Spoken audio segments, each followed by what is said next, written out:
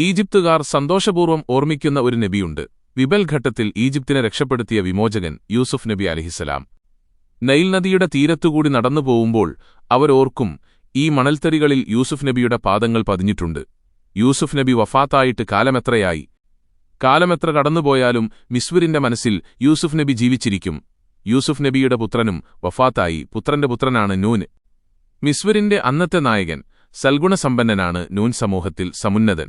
യൂസുഫ് നബിയുടെ പുത്രനെന്ന നിലയിൽ എല്ലാവരും ആദരിക്കുന്ന ചെറുപ്പക്കാരൻ. ദാമ്പത്യ ജീവിതത്തിലേക്ക് കാലെടുത്തുവെക്കുകയാണ്. ജീവിത പങ്കാളിയെ കണ്ടെത്തിക്കഴിഞ്ഞു. പ്രതിശ്രുത വധുവിന്റെ പേര് മറിയം. മറിയം ഉന്നത ഗോത്രത്തിലാണ് ജനിച്ചത്. മറിയം ശിശുവായിരുന്നപ്പോൾ ഒരു സ്ത്രീയുടെ മുലപ്പാൽ കുടിച്ചു. ആ സ്ത്രീയിൽ നിന്ന് മൂസാനബി മുലപ്പാൽ കുടിച്ചിട്ടുണ്ട്. ആ സ്ത്രീ മൂസാനബിയുടെ ഉമ്മ തന്നെയാവാം. മുലകുടിബന്ധത്തിൽ മറിയം എന്നവർ മൂസാനബിയുടെ സഹോദരിയാകുന്നു. കുട്ടിക്കാലം മുതൽ തന്നെ അവർ തമ്മിലറിയും സഹോദരീ സഹോദരന്മാരായി തന്നെ കഴിഞ്ഞു. മറിയമിന് വിവാഹം വരുന്നു എന്നറിഞ്ഞ് മൂസാനബി സന്തോഷിച്ചു. വരനായിട്ട് പ്രസിദ്ധനായ നൂൻ. അത് കൂടുതൽ സന്തോഷം നൽകിയ വാർത്ത. വിവാഹത്തിന് തീയതി നിശ്ചയിച്ചു വേണ്ടപ്പെട്ടവരെയെല്ലാം ക്ഷണിച്ചു. വലിയ പന്തൽ കെട്ടി വിഭവസമൃദ്ധമായ സദ്യയൊരുക്കി ക്ഷണിക്കപ്പെട്ടവരെല്ലാം വന്നുചേർന്നു. അന്നത്തെ ചിട്ടയനുസരിച്ച് വിവാഹം നടന്നു. പ്രാർത്ഥന നടത്തി സദ്യ കഴിച്ചു. പാനീയങ്ങൾ പാനം ചെയ്തു. വധൂവരന്മാരെ ആശീർവദിച്ചു വന്നവരെല്ലാം പിരിഞ്ഞുപോയി. നൂനും മറിയമും നവദമ്പതികളായി ജീവിക്കാൻ തുടങ്ങി. സൽക്കാരങ്ങളുടെ തിരക്കുപിടിച്ച ദിവസങ്ങൾ. കുടുംബവീടുകളിൽ പോയി സ്നേഹം നിറഞ്ഞ സ്വീകരണങ്ങൾ, മനം കുളിർപ്പിക്കുന്ന സൽക്കാരങ്ങൾ, പലതരം പാരിതോഷികങ്ങൾ. മേത്തരമായ ഉടുപ്പുകളും ആഭരണങ്ങളും അണിഞ്ഞപ്പോൾ മറിയം കൂടുതൽ സുന്ദരിയായി. അലച്ചിലും അലട്ടലുമില്ലാത്ത ദിനരാത്രികൾ. ഈ ദമ്പതികൾക്ക് മക്കളുണ്ടായി. അവരിൽ ഒരു പുത്രൻ വളരെ പ്രസിദ്ധനായിത്തീർന്നു. യൂശഅ നബി. യൂശഅ നബി ബനീലിയുടെ ഓമനപുത്രൻ. എല്ലാവർക്കും പ്രിയങ്കരൻ. അഴകും ആരോഗ്യവും ബുദ്ധിശക്തിയും ഒത്തിണങ്ങിയ ചെറുപ്പക്കാരനായി വളർന്നുവന്നു. വിദ്യ നേടാൻ എന്തെന്നില്ലാത്ത താൽപര്യം. പണ്ഡിതന്മാരിൽ നിന്ന് ധാരാളം അറിവ് നേടി. കൗമാരപ്രായം. സാഹസപ്രവർത്തനങ്ങൾക്ക് പ്രിയം കൂടുന്ന പ്രായം. ഒരു കളിക്കൂട്ടുകാരനുണ്ട്. പേര് കാലബ്. കാലബ്, യൂശഅ. അവരെ ഒന്നിച്ചു കാണുമ്പോൾ എല്ലാവർക്കും സന്തോഷമാണ്. കൂട്ടുകാരായാൽ ഇങ്ങനെ വേണം. നിർമ്മല സ്നേഹത്തിന്റെ പാശത്താൽ ബന്ധിക്കപ്പെട്ടവർ പാറിപ്പറന്ന് നടക്കുന്ന പ്രായം. ആ പ്രായത്തിൽ അവർ അല്ലാഹുവിന്റെ വിളികേട്ടു. തൗഹീദിലേക്കു ക്ഷണം കിട്ടി. ലോകനാഥനായ റബ്ബിന്റെ വിളികേട്ടു. ലാ ഇലാഹ ഇല്ലല്ലാ, മൂസാ കരീമുല്ലാ. ഏറെയൊന്നും ചിന്തിച്ചു നിന്നില്ല. അല്ലാഹുവിന്റെ മാർഗ്ഗത്തിലേക്കുള്ള ക്ഷണം സ്വീകരിച്ചു. യൂശഅം കാലബും സ്ഥിതിഗതികൾ വിലയിരുത്തി. ഒരു കുടുംബത്തിലെ 3 സഹോദരങ്ങൾ. മൂത്തത് ഹാറൂൺ നബി, പിന്നെ സഹോദരി കുൽസും. അത് കഴിഞ്ഞ് മൂസ. അവരോടൊപ്പം നിൽക്കാൻ കുറഞ്ഞ ആളുകൾ മറുപക്ഷത്ത്. മിസ്വർ ഭരിക്കുന്ന ക്രൂരനായ ഫിർഔൻ, അയാളുടെ മന്ത്രി ഹാമാൻ, ധനാഢ്യനായ ഖാറൂൻ. അവർക്ക് പിന്നിൽ ശക്തരായ ഖിബ്തികൾ, അടിമകളാക്കപ്പെട്ട ഇസ്രായേലി സമൂഹം. ഇസ്രായേലി വംശത്തിലാണ് യൂശഅം കാലബും ജനിച്ചത്. മൂസാനബിയുടെ വിളി കേൾക്കണോ? വിളി കേട്ടാൽ അല്ലാഹുവിനെ കിട്ടും, പരലോകം കിട്ടും. വിളി കേൾക്കാതിരുന്നാലോ? ഫിർഔനെ കിട്ടും, ദുനിയാവ് കിട്ടും. ഏത് തെരഞ്ഞെടുക്കണം? മൂസാനബിയുടെ വിളി കേട്ടാൽ ഫിർഔൻ വെറുതെ വിടില്ല. ഫിർഔൻ കൊടും ക്രൂരനാണ്. എണ്ണയിലിട്ട് വറുത്തുകൊല്ലാൻ മടിക്കില്ല. ജ്വലിക്കുന്ന അഗ്നിയിലെറിയും, വാൾകൊണ്ടു വധിക്കും. മരണം സ്വീകരിക്കാൻ തയ്യാറാണെങ്കിൽ മൂസാനബിയിൽ വിശ്വസിക്കാം. നബിയുടെ സഹായിയായി കഴിയാം. ഐഹിക ജീവിതത്തിന്റെ ആഡംബരങ്ങൾ വേണോ എങ്കിൽ ഫിർഔനിൽ വിശ്വസിക്കാം. അല്ലാഹു മതി, അവന്റെ തൃപ്തി മതി. കൊല്ലുന്നുണ്ടെങ്കിൽ കൊല്ലട്ടെ. മരണം ഒരിക്കലല്ലേയുള്ളൂ. അത് അല്ലാഹുവിന്റെ മാർഗ്ഗത്തിലാവട്ടെ. യൂശഅ കൂട്ടുകാരനോട് പറഞ്ഞു, ഞാൻ ഉറച്ച തീരുമാനമെടുത്തു. നീയോ? എന്താ നിന്റെ തീരുമാനം? ആരാധനക്കർഹനായ ഇലാഹ് അല്ലാഹു മാത്രമാണെന്നും മൂസാനബി അവന്റെ ദൂതനാണെന്നും ഞാൻ വിശ്വസിക്കുന്നു. യൂശഅ പ്രഖ്യാപിച്ചു.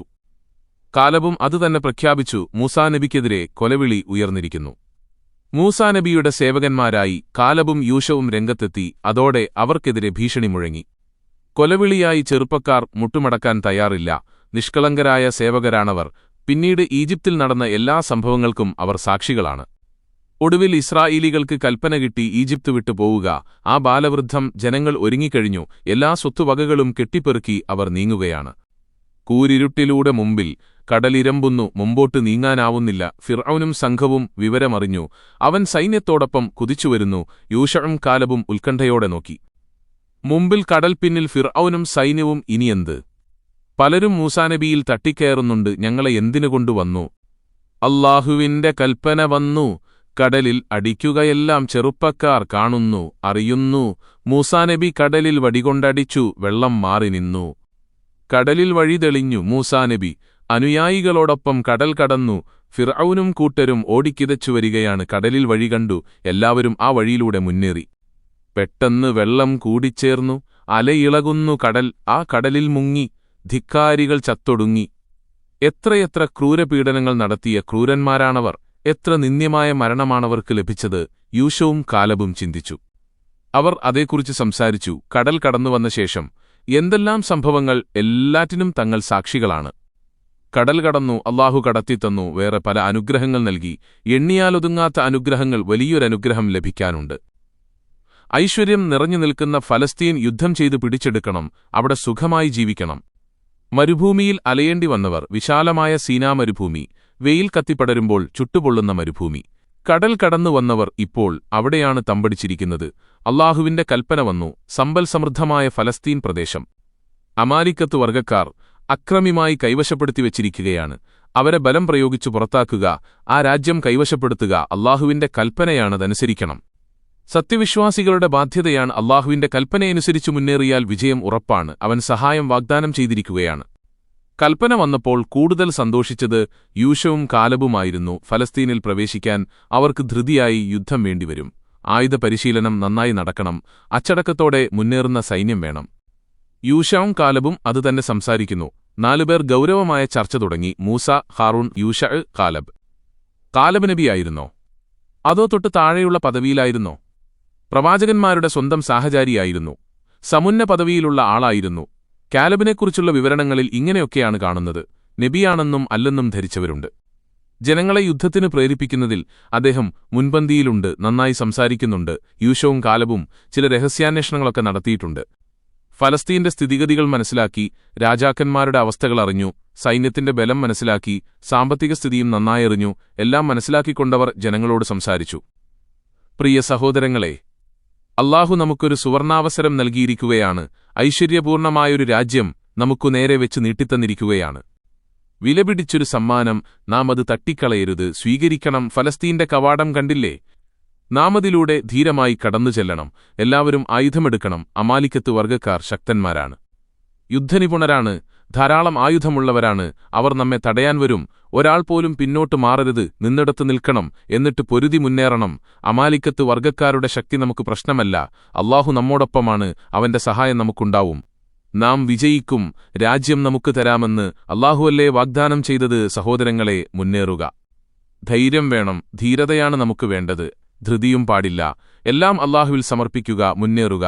യുദ്ധത്തിൽ ആരെങ്കിലും മരണപ്പെട്ടാൽ അവർക്ക് രക്തസാക്ഷികളുടെ പദവിയല്ലേ ലഭിക്കുന്നത്? ഓർത്തുനോക്കൂ, അതിനേക്കാൾ വലിയ സൗഭാഗ്യമുണ്ടോ? കാലബും യൂശവും മാറി മാറി സംസാരിച്ചു. തങ്ങളുടെ പ്രസംഗം കേട്ട് ശ്രോതാക്കൾ ആവേശഭരിതരാവുമെന്നാണവർ കരുതിയത്. ഒരു രാജ്യം സ്വന്തമായി ലഭിക്കാൻ പോകുന്നു എന്ന് പറഞ്ഞിട്ടും കാര്യമായ പ്രതികരണമൊന്നുമില്ല. മ്ലാനമായ വദനങ്ങൾ, അലസമായ ഇരിപ്പ്. തങ്ങൾക്കിതൊന്നും കേൾക്കണ്ട എന്ന ഭാവം. യൂശഅ നബി അവരെ ആവേശം കൊള്ളിക്കാൻ പിന്നെയും പിന്നെയും ശ്രമിച്ചുകൊണ്ടിരുന്നു. സഹോദരങ്ങളെ, നാം ഇപ്പോൾ സീനാ മരുഭൂമിയിലാണുള്ളത്. ഇത് മരുഭൂമിയാണ്. ചൂടുപറക്കുന്ന മണൽക്കാട്. ഇവിടെ കൃഷിയുണ്ടോ? പഴങ്ങളുണ്ടോ? വെള്ളമുണ്ടോ? വരൂ, നമുക്ക് ഫലസ്തീനിലേക്കു പോവാം. വരൂ, എഴുന്നേൽക്കൂ. ഈ ദുരിതം നിറഞ്ഞ ജീവിതം അവസാനിപ്പിക്കാം. രാജ്യം കീഴടക്കി നമുക്ക് രാജാക്കന്മാരായി ജീവിക്കാം. എത്ര പറഞ്ഞിട്ടും അനക്കമില്ല, മുഖത്ത് തെളിച്ചമില്ല. കേട്ടുകേട്ട് മടുത്തപ്പോൾ അവർ പറയാൻ തുടങ്ങി, അമാലിക്കത്ത് വർഗക്കാരുമായി യുദ്ധം ചെയ്യാൻ ഞങ്ങളില്ല, മരിക്കാൻ ഞങ്ങൾക്ക് മനസ്സില്ല. ശത്രുക്കൾ രാജ്യം വിട്ടുപോയാൽ ഞങ്ങളിവിടെ പ്രവേശിക്കാം, അതുവരെ ഞങ്ങളിവിടെയിരിക്കും. അലസമായ മറുപടി, നിരാശാജനകം. എന്തൊരവസ്ഥയാണിത്? ഒരു ജനത ഇത്രയും നാണം കെട്ട രീതിയിൽ പ്രതികരിക്കുമോ? യൂശഅ നബി പലരോടും സംസാരിച്ചു നോക്കി. ആർക്കുമൊന്നും കേൾക്കണ്ട. വിശുദ്ധ ഖുർആൻ ഈ രംഗം നമുക്ക് കാണിച്ചു തരുന്നുണ്ട്. നോക്കൂ. സൂറത്ത് മാഇദയിലെ വചനം. തന്റെ ജനതയോട് പറഞ്ഞ സന്ദർഭം ഓർക്കുക. നിങ്ങൾക്ക് അല്ലാഹു ചെയ്ത അനുഗ്രഹത്തെ നിങ്ങൾ ഓർക്കുവിൻ. നിങ്ങളിൽ അവൻ പല നബിമാരെ ഏർപ്പെടുത്തുകയും നിങ്ങളവൻ രാജാക്കന്മാരാക്കുകയും ചെയ്തിട്ടുണ്ട്. ലോകരിൽ നിന്ന് മറ്റാർക്കും ലഭിക്കാത്തത്ര അനുഗ്രഹങ്ങൾ അവൻ നൽകുകയും ചെയ്തിട്ടുണ്ട്. ഇസ്രായേലി സമൂഹത്തിൽ ധാരാളം നബിമാരും രാജാക്കന്മാരും കടന്നുപോയിട്ടുണ്ട്. അല്ലാഹു അവർക്ക് ചെയ്ത അനുഗ്രഹമാണത്. ഇക്കാര്യം അവരെ ഓർമ്മപ്പെടുത്തി. മനുഷ്യവർഗത്തിൽ മറ്റാർക്കും കിട്ടാത്ത അനുഗ്രഹം. അതുകൊണ്ട് നിങ്ങൾ അല്ലാഹുവിനെ അനുസരിക്കണം, ധിക്കരിക്കരുത്. ഫലസ്തീനിലേക്കു കടക്കാൻ നിങ്ങളോട് അല്ലാഹു കൽപ്പിക്കുന്നു. നിങ്ങളതിൽ പ്രവേശിക്കുക. നിങ്ങൾ പിന്നോക്കം മടങ്ങരുത്. മടങ്ങിയാൽ നിങ്ങൾ നഷ്ടക്കാരായിരിക്കും. വിശുദ്ധ ഖുർആൻ പറയുന്നു, എന്റെ ജനങ്ങളെ, അല്ലാഹു നിങ്ങൾക്ക് നിശ്ചയിച്ചു തന്നതായ പരിശുദ്ധ ഭൂമിയിൽ നിങ്ങൾ പ്രവേശിക്കുവിൻ. നിങ്ങൾ പിന്നോക്കം മടങ്ങിപ്പോവുകയും ചെയ്യരുത്, എന്നാൽ നിങ്ങൾ നഷ്ടക്കാരായി മാറുന്നതാണ്. ഇതിനവർ നൽകിയ മറുപടി എന്തായിരുന്നു? പരാക്രമശാലികളായ ഒരു ജനത അവിടെയുണ്ട്, അതുകൊണ്ട് ഞങ്ങളവിടെ പ്രവേശിക്കുകയില്ല. അവർ അവിടെ നിന്ന് പുറത്തുപോയാൽ ഞങ്ങളവിടെ പ്രവേശിച്ചുകൊള്ളാം. ലജ്ജയില്ലാത്ത വർത്തമാനം.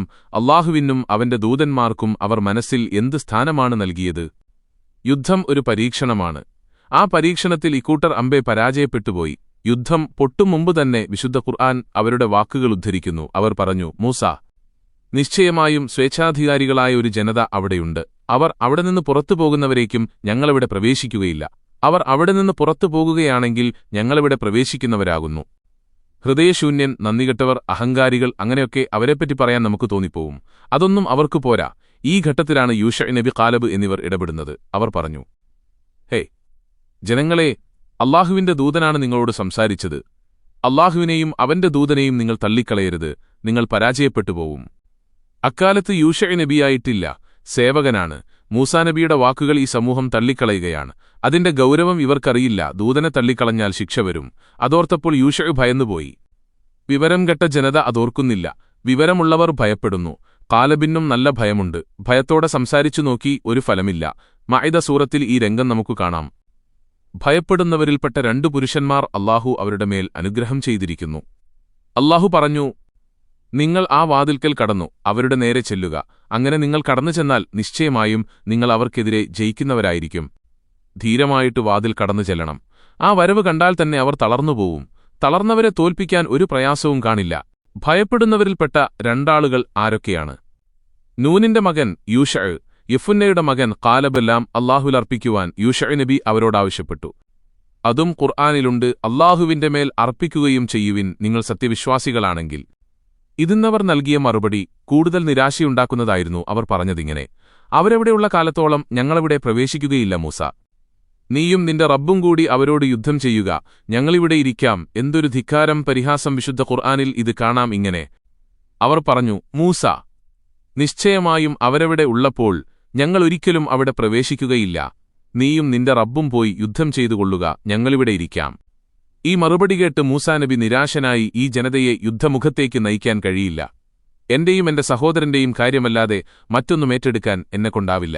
വിശുദ്ധ ഖുർആൻ വചനം കാണുക. മൂസാനബി പറഞ്ഞു, എന്റെ റബ്ബേ, നിശ്ചയമായും ഞാൻ എന്റെ സ്വന്തത്തെയല്ലാതെ എന്റെ സഹോദരനെയുമല്ലാതെ അധീനമാക്കുന്നില്ല. അതിനാൽ ഞങ്ങളെയും ഈ ധിക്കാരികളായ ജനതയെയും നീ വേർപ്പെടുത്തിത്തരേണമേ. അല്ലാഹുവിന്റെ വിധി വന്നു. അനുസരണക്കേടിന്റെ ശിക്ഷ. സീനാ മരുഭൂമിയിൽ അലഞ്ഞുതിരിയട്ടെ, അന്തം വിട്ടു നടക്കട്ടെ. എത്രകാലം? 40 കൊല്ലം. 40 കൊല്ലക്കാലത്തേക്ക് വിശുദ്ധ ഫലസ്തീനിലേക്ക് പ്രവേശനമില്ല. മരുഭൂമിയിൽ ചുറ്റിത്തിരിയാം. കടുത്ത ദാഹവും വിശപ്പും സഹിച്ചുകഴിയാം. വിശുദ്ധ ഖുർആൻ പറയുന്നു, അല്ലാഹു പറഞ്ഞു, നിശ്ചയമായും ആ രാജ്യം അവരുടെ മേൽ 40 കൊല്ലത്തേക്ക് നിഷിദ്ധമായിരിക്കും. അവർ ഭൂമിയിൽ പരിഭ്രമിച്ച് അലഞ്ഞു നടക്കും. അതുകൊണ്ട് ആ ധിക്കാരികളായ ജനങ്ങളുടെ പേരിൽ നീ വ്യസനിക്കരുത്. മൂസാനബി കഴിവിന്റെ പരമാവധി പരിശ്രമിച്ചു കഴിഞ്ഞു. ആ ജനതയുടെ മനസ്സിലൊരു മാറ്റവുമുണ്ടായില്ല. മൂസാനബിയെ അല്ലാഹു ആശ്വസിപ്പിച്ചു, ജനങ്ങൾ ധിക്കാരികളാണ്. അവരുടെ പേരിൽ നിങ്ങൾ പ്രയാസപ്പെടരുത്, വ്യസനിക്കരുത്. യൂശ നബി ഈ രംഗങ്ങൾക്കെല്ലാം സാക്ഷിയാണ്. വല്ലാതെ സങ്കടപ്പെട്ടു. കാലബ് സങ്കടം കൊണ്ട് പൊളഞ്ഞുപോയി. എന്തൊരു ജനതയാണിത്, കഷ്ടം! 40 വർഷങ്ങൾ, സംഭവബഹുലമായ 40 വർഷങ്ങൾ. യൂശ നബിയുടെ ശരീരത്തിൽ 40 വർഷങ്ങൾ കൊണ്ട് കാലം വരുത്തിയ മാറ്റങ്ങൾ. മരുഭൂമിയിൽ അലിഞ്ഞുചേർന്ന സംവത്സരങ്ങൾ. എന്തുമാത്രം സംഭവങ്ങളാണ് നടന്നതോർത്താൽ അതിശയം തോന്നും. ഏത് പ്രതിസന്ധി ഘട്ടത്തിലും കാലബ് കൂട്ടുണ്ടായിരുന്നു ആശ്വാസം. കടൽ കടന്നുവന്ന ആ വലിയ സമൂഹം, പ്രവാചകനോട് നന്ദികേട് കാണിച്ചവർ, സീനാ മരുഭൂമിയിലെ കഷ്ടപ്പാടുകൾ സഹിച്ചു ഓരോരുത്തരായി മരണപ്പെട്ടു. മരിച്ചുപിരിഞ്ഞവർ ആയിരക്കണക്കിൽ വരും. വിവാഹങ്ങളും പ്രസവങ്ങളും ധാരാളം നടന്നു. ഈജിപ്ത് കാണാത്ത പുതിയ തലമുറകൾ സീനാ മരുഭൂമിയിലെത്തി. 20 വർഷങ്ങൾ കടന്നുപോയി. അപ്പോഴാണ് ആ ദുഃഖസംഭവം നടന്നത്. ഹാറൂന്റെ വഫാത്ത്. അല്ലാഹുവിന്റെ മാർഗ്ഗത്തിലേക്ക് ജനങ്ങളെ ക്ഷണിക്കാൻ നിയുക്തനായ പ്രവാചകൻ ഒരുപാട് കഷ്ടപ്പെട്ടു. ധാരാളം ക്ഷമിച്ചു. യൂശ നബിനെയും കാലബിനെയും വല്ലാതെ ദുഃഖിപ്പിച്ചു. സംഭവം ഹാറൂൻ നബി വഫാത്തായതോടെ അത്താണി നഷ്ടപ്പെട്ട പോലെയുള്ള തോന്നൽ. പുതിയ തലമുറക്ക് ഇസ്ലാമിക സന്ദേശം നൽകുകയാണ്. യൂശ നബി അവരെ തയ്യാറാക്കി പഠിപ്പിക്കുന്നു. സീനാ മരുഭൂമിയിലെത്തിയ ശേഷം ജനിച്ചവർ ധീരന്മാരായി വളർന്നുവരികയാണ്. അവരുടെ മനസ്സ് പാകപ്പെടുത്തിയെടുക്കുകയാണ് യൂശ നബി. ഒപ്പം തന്നെ കാലബുമുണ്ട്. പുതിയ തലമുറ മൂസാനബിയെ കാണുന്നു. വാർദ്ധക്യത്തിലേക്കു നീങ്ങിയ മൂസാനബി. അവർ തൂരിസീനാ മലയെക്കുറിച്ച് കേട്ടു. അത് അവരെ ആവേശം കൊള്ളിച്ചു. അവർ തൗറാത്ത് വായിച്ചു. യൂശ നബിയുടെ വിശദീകരണം കേട്ടു. അതിലെ നിർദ്ദേശങ്ങൾ പാലിച്ചുകൊണ്ട് ജീവിക്കാൻ തുടങ്ങി. സമ്പൽ സമൃദ്ധമായ ഫലസ്തീൻ സമീപത്തുണ്ട്. പ്രസിദ്ധമായ അരിഹാപട്ടണം, ഐശ്വര്യം നിറഞ്ഞു നിൽക്കുന്ന പ്രസിദ്ധമായ പട്ടണം. സംവത്സരങ്ങൾക്ക് മുമ്പുതന്നെ അത് തങ്ങൾക്ക് കീഴടങ്ങേണ്ടതായിരുന്നു. പഴയ തലമുറ അങ്ങോട്ട് പ്രവേശിക്കാൻ ധൈര്യം കാണിച്ചില്ല. ഭീരുക്കൾ പുതിയ തലമുറക്ക് അവരുടെ നിലപാട് ശരിയല്ലെന്ന് തോന്നി അവരതിനെ വിമർശിച്ചു. പഴയ തലമുറ കിപ്തികളുടെ അടിമകളായിരുന്നു. പുതിയ തലമുറ സ്വതന്ത്രരാണ്. അരിഹാപട്ടണത്തിലേക്കുള്ള പ്രവേശനം 40 കൊല്ലത്തേക്ക് അല്ലാഹു തടഞ്ഞിരിക്കുന്നു. 40 കൊല്ലം കഴിയണം, എന്നാലേ അങ്ങോട്ട് കടക്കാനാവുകയുള്ളൂ. കാത്തിരിക്കാം. പുതിയ തലമുറ കുതിരസവാരി പഠിക്കുന്നു, ആയുധ പരിശീലനം നടത്തുന്നു. അവർ ആരോഗ്യവാന്മാരാണ്, തൗറാത്ത് പഠിച്ചവരാണ്. അവർ യൂശ നബി പറയുന്നത് വിശ്വസിക്കുന്നു, അദ്ദേഹത്തെ അനുസരിക്കുന്നു, ആ ശിക്ഷണത്തിൽ വളർന്നുവരുന്നു. സീനാ മരുഭൂമിയിൽ ചുറ്റിത്തിരിയാൻ തുടങ്ങിയിട്ട് 33 വർഷങ്ങൾ കടന്നുപോയിരിക്കുന്നു. മൂസാ നബിക്ക് ഒരു കാര്യം ബോധ്യമായി, യൂശ നബി യോഗ്യനായ നേതാവാണ്, പുതിയ തലമുറയെ ശരിയായ ദിശയിൽ നയിക്കും. 7 കൊല്ലങ്ങൾ കൂടി കഴിയണം, അപ്പോൾ പുണ്യഭൂമിയിൽ പ്രവേശിക്കാൻ സമയമാകും. അന്ന് താനുണ്ടാവില്ല. യൂശ നബി അത് നിർവഹിക്കട്ടെ. പുണ്യഭൂമിയിലേക്ക് ഇസ്രായേലി സമൂഹത്തെ നയിക്കാനുള്ള സൗഭാഗ്യം യൂശനാണെന്ന് അല്ലാഹു കണക്കാക്കിയത് അതങ്ങനെ തന്നെ നടക്കട്ടെ. തന്റെ കാലം തീരുകയാണ്, ഇനിയേറെ സമയമില്ല. പുണ്യഭൂമിയിൽ പ്രവേശിക്കാൻ വലിയ മോഹമായിരുന്നു. തന്റെ സമുദായം സഹകരിച്ചില്ല, അതിനാൽ ആ മോഹം നടന്നില്ല. പ്രിയ സഹോദരൻ ഹാറൂൺ, പുണ്യഭൂമിയിൽ പ്രവേശിക്കാൻ എന്തൊരു മോഹമായിരുന്നു! മോഹം പൂവണിയാതെയാണ് വഫാത്തായത്.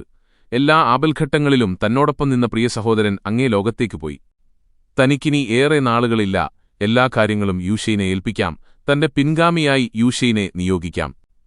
പുതിയ തലമുറ നല്ലവരാണ്, അനുസരണശീലമുള്ളവരാണ്. അവർ ശ്രദ്ധാപൂർവം തൗറാത്ത് പഠിക്കുന്നു, യൂശവിന്റെ നിർദ്ദേശങ്ങൾ അനുസരിക്കുന്നു.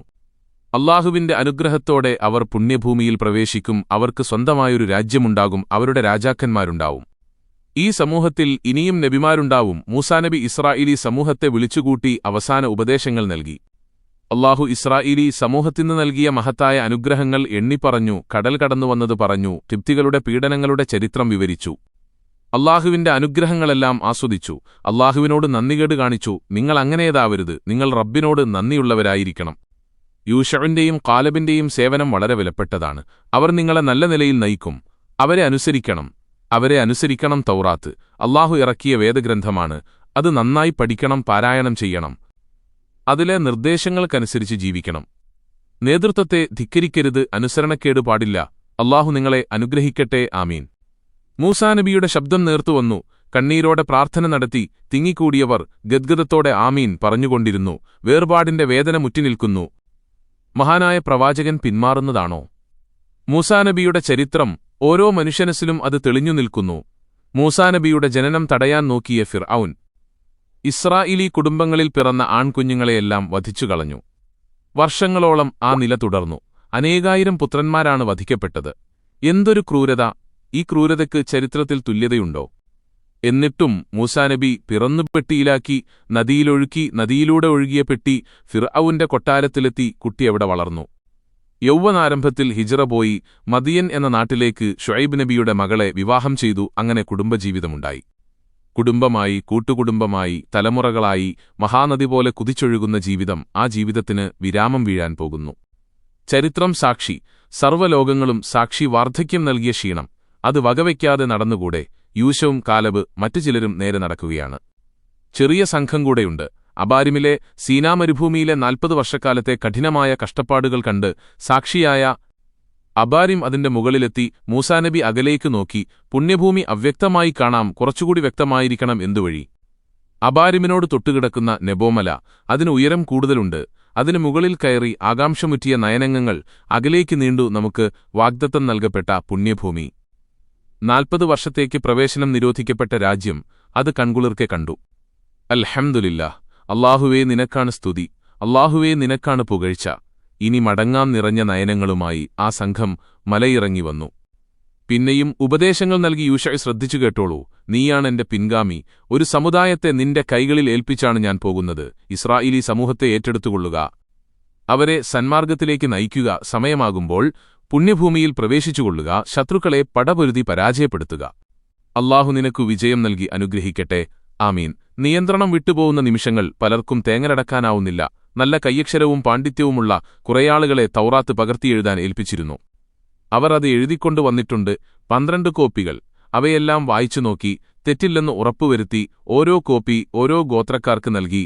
12 ഗോത്രക്കാർക്കും തൗറാത്തിന്റെ കോപ്പി കിട്ടി. എല്ലാവരും തൗറാത്ത് പഠിക്കണം.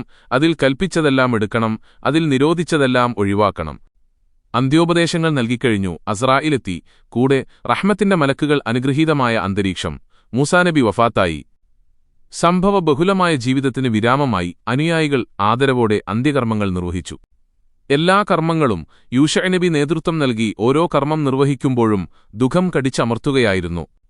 ഹാറൂൻ നബി ഇല്ലാത്ത ലോകം, മൂസാ നബി ഇല്ലാത്ത ലോകം. ആ ലോകത്താണ് ഇനിയുള്ള ജീവിതമെന്ന യാത്ര. അത് ഇനിയും തുടരുക, തന്റെ ആയുസ്സിന്റെ അവൃതിയിലെത്തും വരെ. ഗുരുവും ശിഷ്യനും യൂശഅ നബിയാണ്. മൂസാ നബിയുടെ വഫാത്തിനു ശേഷം 7-ാം വർഷം പ്രവാചകത്വം ലഭിച്ചുവെന്നാണ് റിപ്പോർട്ടുകളിൽ കാണുന്നത്. യൂശഅന്റെ നേതൃത്വം ഇസ്രായേലികളെ കർമ്മപ്രബുദ്ധമാക്കി. പ്രസംഗങ്ങൾ അവരെ ആവേശം കൊള്ളിച്ചു. പ്രസംഗത്തിനിടയിൽ മൂസാനബിന്റെ ജീവിതത്തിലെ പ്രധാന സംഭവങ്ങൾ വിവരിക്കാറുണ്ട്. ജനങ്ങൾ ആവേശപൂർവ്വം ഓർമ്മിക്കുന്ന പേരാണ്. അപൂർവ വിജ്ഞാനങ്ങളുടെ ഉടമ ഖിളിർ നബിയെ കണ്ട ആളാണ് യൂശഅ നബി. അദ്ദേഹത്തിൽ നിന്ന് തന്നെ അത് ജനങ്ങൾ കേട്ടിരിക്കുന്നു. ആ സംഘത്തിലൂടെ യൂശഅ നബി ചരിത്രത്തിൽ വാഴ്ത്തപ്പെട്ടിരിക്കുന്നു. മൂസാ നബി യാത്ര തിരിക്കുമ്പോൾ സേവകനായി കൂടെ പോയത് യൂശഅ നബിയായിരുന്നു. ജീവനില്ലാത്ത ഒരു മത്സ്യം അവരുടെ കൈവശമുണ്ടായിരുന്നു. അല്ലെങ്കിൽ ചുട്ട മത്സ്യം. അത് യൂശഅ നബിയുടെ കൈവശമായിരുന്നു. ഈ സംഭവം ചില റിപ്പോർട്ടുകളിൽ കാണുന്നത് ഇങ്ങനെയാണ്. ഫിർഔൻ കടലിൽ മുങ്ങി നശിച്ചു. മൂസാ നബി തന്റെ ജനതയോടൊപ്പം കടൽ കടന്നുപോയി. കുറേ കാലത്തിനുശേഷം മൂസാ നബി അനുയായികളോടൊപ്പം ഈജിപ്തിൽ വന്നു. അവിടെ വെച്ച് ഒരു ഉജ്ജ്വല പ്രസംഗം നടത്തി. ശ്രോതാക്കളുടെ മനസ്സ് ഇളകിമറിഞ്ഞു. നയനങ്ങൾ നിറഞ്ഞൊഴുകി. സദസ്സ് പ്രകമ്പനം കൊണ്ടു. പ്രസംഗത്തിനു ശേഷം ഒരാൾ ചോദിച്ചു, അങ്ങയേക്കാൾ വിവരമുള്ള ആരെങ്കിലും ഭൂമിയിലുണ്ടോ? ഇല്ല. നബിയുടെ മറുപടി നബിയുടെ പ്രസംഗത്തിൽ വളരെയേറെ വിജ്ഞാനം ഉൾക്കൊണ്ടിരുന്നു. വളരെയേറെ വിദ്യകൾ പറഞ്ഞുകൊടുത്തിട്ടുണ്ട്. തൗറാത്ത് ലഭിച്ച ആളാണ്. അള്ളാഹുവിന്റെ സംസാരം കേട്ടിട്ടുണ്ട്. ആ നിലക്കെല്ലാം നോക്കുമ്പോൾ നബിക്കാണ് ഏറ്റവുമധികം വിവരം. അങ്ങനെയൊക്കെ തോന്നിയതുകൊണ്ടാണ് അയാൾ ആ ചോദ്യം ചോദിച്ചത്. നബിയുടെ മഹത്തായ പദവിക്ക് ചേർന്ന വിധമായില്ല മറുപടി. അള്ളാഹു ഏറ്റവും നന്നായി അറിയും എന്നായിരുന്നു മറുപടി വേണ്ടത്. അക്കാരണത്താൽ അള്ളാഹു നബി എങ്ങനെ അറിയിച്ചു? 2 സമുദ്രങ്ങൾ സന്ധിക്കുന്ന സ്ഥലത്ത് നമുക്കൊരടിമയുണ്ട്. അദ്ദേഹം താങ്കളെക്കാൾ അറിവുള്ളവനാകുന്നു. മജ്മഉൽ ബഹ്റൈനി. 2 സമുദ്രങ്ങൾ ചേരുന്ന സ്ഥലം അതെവിടെയാണ്? റോമൻ കടലും പേർഷ്യൻ കടലും ചേരുന്ന സ്ഥലമായ ത്വഞ്ചയാണെന്ന് പറയപ്പെടുന്നു. അഖബയുൾക്കടലും സൂയസ് ഉൾക്കടലും ചേരുന്ന ഐല ആണെന്ന് മറ്റൊരു അഭിപ്രായം. അവിടെ പോകണം. കൂടെ പോകാൻ യൂശഅനെയും വിളിച്ചു.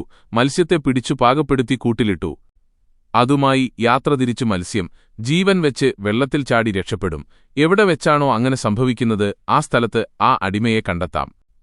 യാത്ര പുറപ്പെടുമ്പോൾ തന്റെ സ്വന്തം സഹചാരിയായ യൂശഅനോട് മൂസാനബി പറഞ്ഞു, യൂശഅ, മത്സ്യത്തെ നീ നന്നായി സൂക്ഷിച്ചുകൊള്ളണം. വഴിയിൽ വെച്ച് അതിന് ജീവൻ കിട്ടും. വെള്ളത്തിൽ ചാടി രക്ഷപ്പെടും. ഉടനെ നീ ആ വിവരമെന്നെ അറിയിക്കണം. അക്കാര്യം ഞാൻ നിന്നെ ഏൽപ്പിച്ചിരിക്കുകയാണ്. മറ്റൊന്നും ഞാൻ ശാസിക്കുന്നില്ല. യൂശഅ ഇങ്ങനെ മറുപടി നൽകി. ഇത്ര പ്രയാസമുള്ള കാര്യമൊന്നുമല്ലല്ലോ. യാത്ര തുടങ്ങി. യൂശഅന്റെ ശ്രദ്ധ മുഴുവൻ മത്സ്യത്തിലാണ്. ഇടയ്ക്കിടെ കൂട് തുറന്നു നോക്കും. മത്സ്യം അതിൽ തന്നെയുണ്ടെന്ന് ഉറപ്പുവരുത്തും. യാത്ര തുടരുകയാണ്. സന്ധ്യയായി. ഇനിയൊന്ന് വിശ്രമിക്കണം. ക്ഷീണം തീർക്കണം. യാത്രയാകുമ്പോൾ ആഹാരസാധനങ്ങൾ കരുതുക സാധാരണമാണ്. വഴിയിൽ വാങ്ങി ഭക്ഷിക്കാൻ സൗകര്യം കിട്ടിക്കൊള്ളണമെന്നില്ല. കയ്യിൽ കരുതിയ ഭക്ഷണത്തിൽ നിന്ന് യൂശഅ നബി അത്താഴം നൽകിയിരിക്കണം.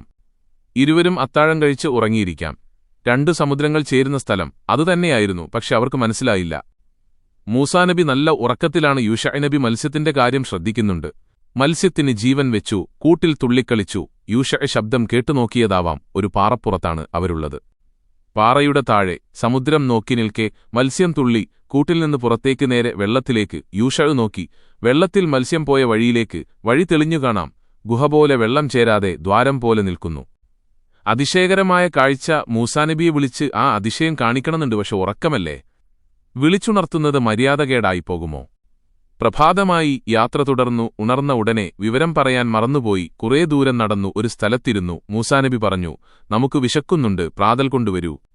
പെട്ടെന്ന് മത്സ്യത്തിന്റെ കാര്യം ഓർമ്മ വന്നു. ഒരു കാര്യം പറയാൻ മറന്നുപോയി. നാം ഉറങ്ങിയ സ്ഥലത്ത് വെച്ചു മത്സ്യം നഷ്ടപ്പെട്ടു. അതിന് ജീവൻ വെച്ചു. കടലിൽ ചാടിപ്പോയി. നീ എന്തുകൊണ്ടപ്പോൾ പറഞ്ഞില്ല? അങ്ങ് ഉറക്കിലായിരുന്നു. പിന്നെ ഞാൻ മറന്നുപോയി. ഇപ്പോൾ ഓർമ്മ വന്നു. നമുക്കങ്ങോട്ട് പോവാം. മനസ്സിൽ അവരുടെ പാദങ്ങൾ പതിഞ്ഞ അടയാളമുണ്ടായിരുന്നു. അത് നോക്കി നടന്നു. സമുദ്രങ്ങൾ ചേരുന്ന സ്ഥലത്തെത്തി. അവിടെ വെച്ച് അള്ളാഹുവിന്റെ ബഹുമാന്യനായ അടിമയെ കണ്ടുമുട്ടി. അത് ഖിളിർ നബിയായിരുന്നു. മൂസാ നബി കൂടെ പോവാൻ സമ്മതം ചോദിച്ചു. അല്പനേരത്തെ സംഭാഷണം. ഇടയ്ക്കിടെ ചോദ്യങ്ങൾ ചോദിക്കരുത്. അങ്ങോട്ട് പറയുമ്പോൾ കേട്ടാൽ മതി. ഖിളിർ നബി പറഞ്ഞു. മൂസാ നബി സമ്മതിച്ചു. ഒരു കപ്പലിൽ യാത്ര ചെയ്തു. യൂശഅ നബി തന്റെ ജനതയോട് സംഭവം വിവരിച്ചു പറഞ്ഞു. കപ്പലിൽ യാത്ര പോയപ്പോൾ യൂശഅ കൂടെ പോയിരുന്നോ? അതോ അവരെ യാത്ര അയച്ചു മടങ്ങിപ്പോന്നോ? യൂശഅ നബി ആ ചോദ്യത്തിന് അന്ന് വ്യക്തമായി മറുപടി പറഞ്ഞുകൊടുത്തിരിക്കും. നമുക്ക് വ്യക്തമായ മറുപടി ലഭിക്കുന്നില്ല, രണ്ടിനും സാധ്യതയുണ്ട്. ഖിളർ നബിനെയും പരിചയപ്പെടുത്തിക്കൊടുത്തു. പേര് ഖിളർ 3 വിധത്തിൽ പറയാം: ഖല്ലർ, ഖിളർ, ഖുളർ. വിളിപ്പേര് ബല്യ, പിതാവിന്റെ പേര് മൽഖാൻ, ബല്യബ്നു മൽഖാൻ. ഓമനപ്പേര് അബുൽ അബ്ബാസ്. അദൃശ്യകാര്യങ്ങളെക്കുറിച്ച് ദിവ്യവിജ്ഞാനം ലഭിച്ച മഹാനാണ് അദ്ദേഹത്തിന് അല്ലാഹു നൽകിയത്. നുബുവത്താണെന്നും വിലായത്താണെന്നും അഭിപ്രായമുണ്ട്. അന്ത്യകാലം വരെ ജീവിക്കും. വിശുദ്ധ ഖുർആൻ വചനങ്ങൾ നോക്കുക. മൂസ തന്റെ സേവകനോട് പറഞ്ഞ സന്ദർഭം ഓർക്കുക. 2 സമുദ്രങ്ങൾ കൂടിച്ചേരുന്ന സ്ഥലത്ത് ഞാൻ എത്തും വരെയോ അല്ലെങ്കിൽ ദീർഘകാലം തരണം ചെയ്യുകയോ ചെയ്യുന്നതുവരെ ഞാൻ യാത്ര ചെയ്തുകൊണ്ടിരിക്കും. 2 സമുദ്രങ്ങൾ സന്ധിക്കുന്ന സ്ഥലത്ത് അവർ എത്തിയപ്പോൾ അവർ തങ്ങളുടെ മത്സ്യത്തെ മറന്നുപോയി. അങ്ങനെ അത് സമുദ്രത്തിൽ തന്റെ മാർഗ്ഗം ഒരുമാളം പോലെയാക്കി. എന്നിട്ട് അവർ 2 പേരും ആ സ്ഥലം വിട്ടുകടന്നപ്പോൾ മൂസ തന്റെ സേവകനോട് പറഞ്ഞു, നമ്മുടെ പ്രാതൽ കൊണ്ടുവരൂ, ഈ യാത്ര മൂലം നാം വളരെ ക്ഷീണിതരാവുക തന്നെ ചെയ്തിരിക്കുന്നു. സേവകൻ യൂശ പറഞ്ഞു, അങ്ങ് ശ്രദ്ധിക്കുക, നാം ആ പാറക്കല്ലിലേക്ക് ചെന്ന് ചേർന്നപ്പോൾ തീർച്ചയായും ഞാൻ മത്സ്യത്തിന്റെ കാര്യം മറന്നുപോയി. അത് അങ്ങയോട് പറയുന്നതിൽ നിന്ന് എന്നെ മറപ്പിച്ചത് പിശാച് തന്നെയാണ്. ആ മത്സ്യം സമുദ്രത്തിൽ തന്റെ മാർഗ്ഗം അത്ഭുതകരമാക്കി. അദ്ദേഹം പറഞ്ഞു, അതുതന്നെയാണ് നാം അന്വേഷിക്കുന്നത്. അങ്ങനെ അവർ 2 പേരും തങ്ങളുടെ കാൽപ്പാടുകൾ നോക്കി പിന്നോട്ടു മടങ്ങി. അപ്പോൾ നമ്മുടെ ദാസന്മാരിൽ ഒരാളെ അവർ കണ്ടു. അദ്ദേഹത്തിന് നമ്മുടെ പക്കൽ നിന്ന് തന്നെയുള്ള ഒരു പ്രത്യേക ജ്ഞാനം നാം പഠിപ്പിക്കുകയും ചെയ്തിട്ടുണ്ട്.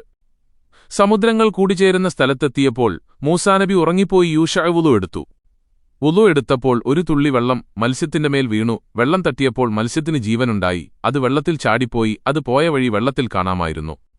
മത്സ്യത്തിന്റെ കാര്യം പറയാൻ യൂശഅ മറന്നുപോയി. പിശാച് തന്നെ മറപ്പിച്ചു കളഞ്ഞു എന്നാണ് യൂശഅ പറഞ്ഞത്. പൊരിച്ച മത്സ്യം കൂട്ടിലിട്ടുകൊണ്ടുപോയി എന്ന് രേഖയിലുണ്ട്. ഗുരുശിഷ്യബന്ധത്തെപ്പറ്റി ഈ സംഭവത്തിൽ നിന്ന് പഠിക്കാം. ശിഷ്യരിൽ നിന്നുണ്ടാവുന്ന 3 അബദ്ധങ്ങൾ വരെ ക്ഷമിച്ചുകൊടുക്കാം. പിന്നെ ഒഴിവാക്കുകയോ നിലനിർത്തുകയോ ചെയ്യാം. ജ്ഞാനസമ്പാദനത്തിന് യാത്ര ചെയ്യണം.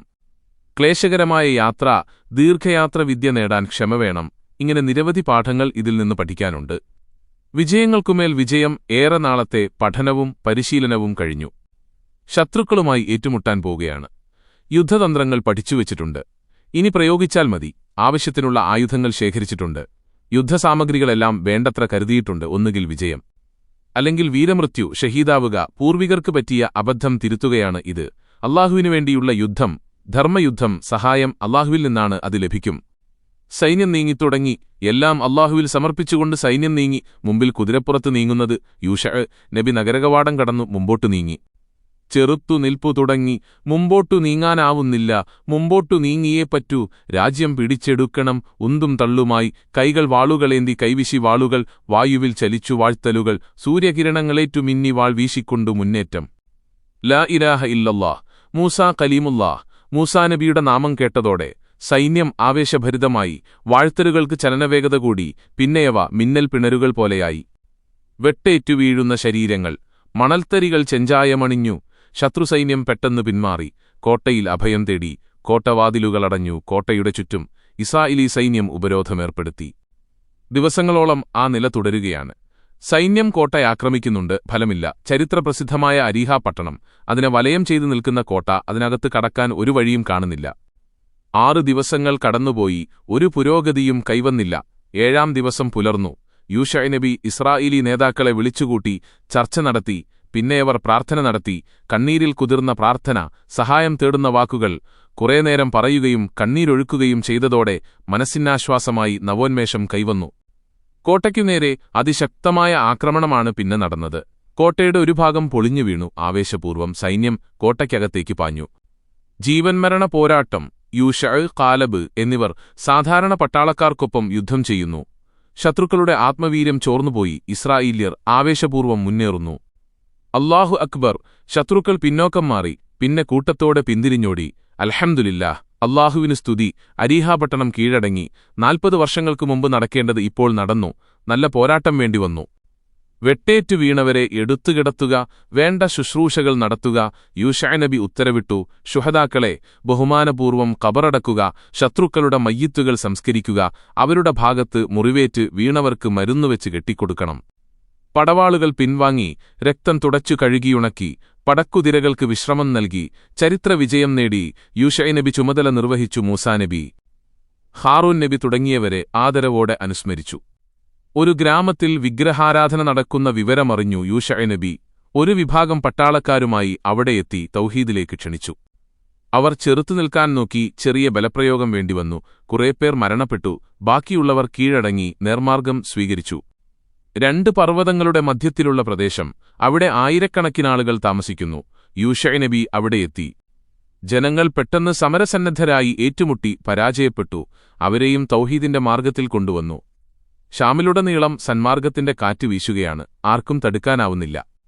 ഷാമിന്റെ പടിഞ്ഞാറുവശം സമ്പൽ സമൃദ്ധമായ 5 പട്ടണങ്ങൾ. അവയിലെ രാജാക്കന്മാർ ഐക്യമുന്നണിയായി. സംയുക്ത സൈന്യത്തെ നേരിടാൻ യൂശഅ നബി അവിടെയെത്തി. ഉഗ്രപോരാട്ടം നടന്നു. അല്ലാഹു അവന്റെ പ്രവാചകന് വിജയം നൽകി. 5 പട്ടണങ്ങൾ കീഴടങ്ങി. ശത്രുസൈന്യത്തിന്റെ മേൽ ആകാശത്തുനിന്ന് മഞ്ഞുകട്ടകൾ വീണതായി ചില രേഖകളിൽ കാണാം. ഷാമിൽ അവശേഷിച്ച പ്രദേശങ്ങളും പ്രവാചകൻ കീഴടക്കി ധൈര്യം കാണിച്ച ഇസ്രായേല്യരെ അല്ലാഹു അനുഗ്രഹിച്ചു. ഷാമിന്റെ പരമാധികാരിയാണ് ഇന്ന് യൂശഅ നബി. ശാന്തിയും സമാധാനവും നിലവിൽ വന്നു. എല്ലാ വിഭാഗം ജനങ്ങൾക്കും പരിഗണന കിട്ടി. കൃഷി വികസനത്തിന് പദ്ധതികൾ ആവിഷ്കരിച്ചു. യുദ്ധത്തിന്റെ കഷ്ടപ്പാടുകൾ തീർക്കണം. ഐശ്വര്യം നിറഞ്ഞ ഭരണം വരണം. അക്രമം നടക്കില്ല. ആരെയും ദ്രോഹിക്കാനാവില്ല. തൗറാത്ത് പാരായണം. വ്യാപകമായി അതിലെ നിർദ്ദേശങ്ങൾ നടപ്പിലാക്കി. സമരമുഖത്ത് കഴിഞ്ഞുപോയ 7 വർഷങ്ങൾ. 7 വർഷത്തെ ധർമ്മസമരത്തിനു ശേഷം കൈവന്ന സമാധാനാന്തരീക്ഷം. പിന്നെ 20 വർഷത്തെ ക്ഷേമപ്രവർത്തനങ്ങൾ.